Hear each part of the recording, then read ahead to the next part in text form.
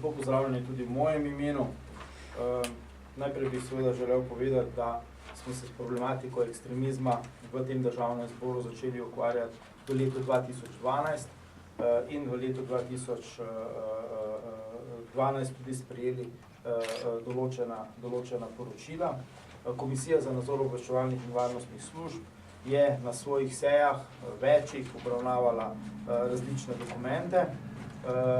V letu 2013 pa v mesecu juniju tudi sprejela zaključno poročilo.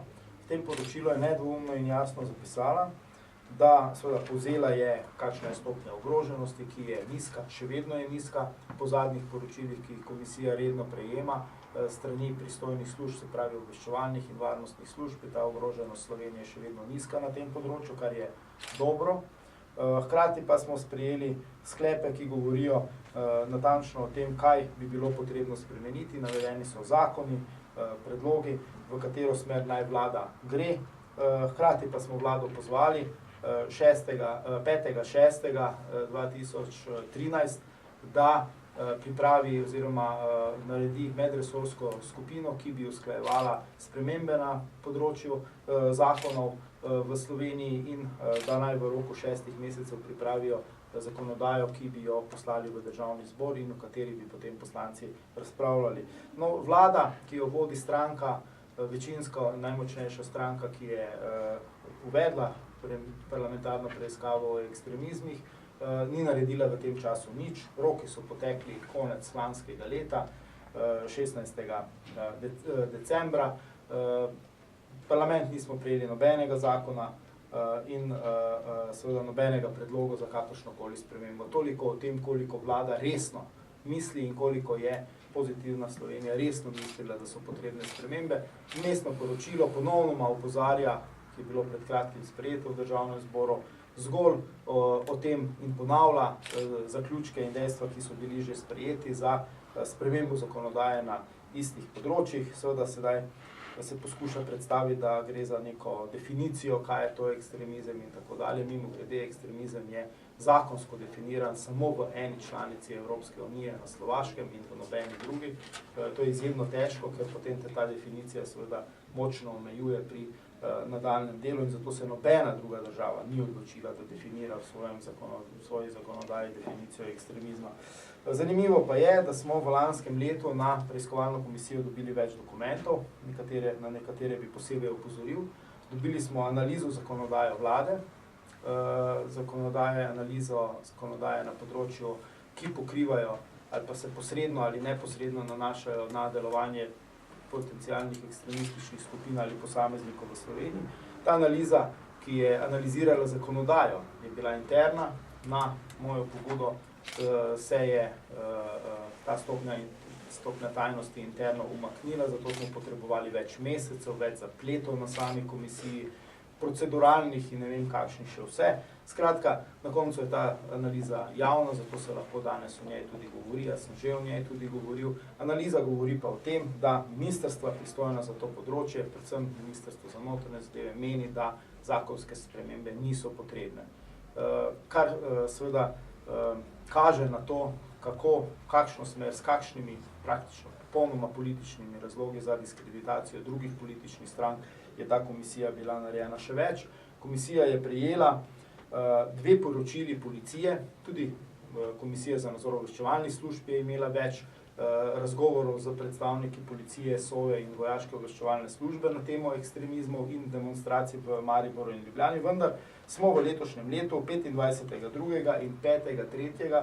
dobili 2 poročili policije, ki ne nosita nobene stopnje zaupnosti, ki govorijo zelo jasno in nedvoumno o tem, da na demonstracijah policija ni zaznala, da bi šlo za organizirane skupine, ni zaznala, da bi šlo za skupine, ki bi bile povezane z ekstremističnimi skupinami, da so bile skupine, ki so delovale kot huligani, da jih delno lahko povežejo z navijaškimi skupinami, vendar so te skupine bile zelo male, niso bile organizirane vnaprej in niso bile izurjene vnaprej za delovanje na demonstracijah in povzročanje neredov. To so dokumenti, ki jih je policija nedvoumno jasno poslala, ker v komisiji niso bili zadovoljni z poročilom iz dne 25.2. so zahtevali dopolnitev, policija je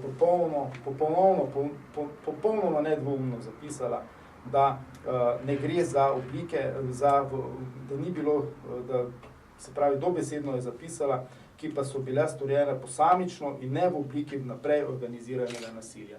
To so teksti, ki jasno povedo, kako je policija preiskovala ta dejanja in kako je ugotovila, da ni šlo. Se pravi, organi pregona, tisti, ki so zadolženi v tej državi, so svoje delo opravili in nedvoumno jasno povedali, kako je. S tem policija je tudi demantirala izjave posameznih ekspertnih prič v medijih, potem je na zahtevo nas treh tudi pisno poslala to poročilo na komisijo z dokumentom, kjer je nedvoumno jasno zapisala, da ena od izjav ekspertnih prič, ki je trdila, da je v Sloveniji približno 150 ekstremistov, ki lahko kadarkoli naredijo, ne vem kaj v Sloveniji, in da so to podatki policije, nedvoumno napisala, da ne gre za uradne podatke policije, da policija ne razpolaga s takšnimi podatki. Jaz sem, ker je ta gospod, ki nam je to dejal, uslužbenec Ministrstva za pravosodje, poslal obširno vprašanje gospodu Pličaniču, ministru, da mi pojasni, če imajo oni kakšne evidence.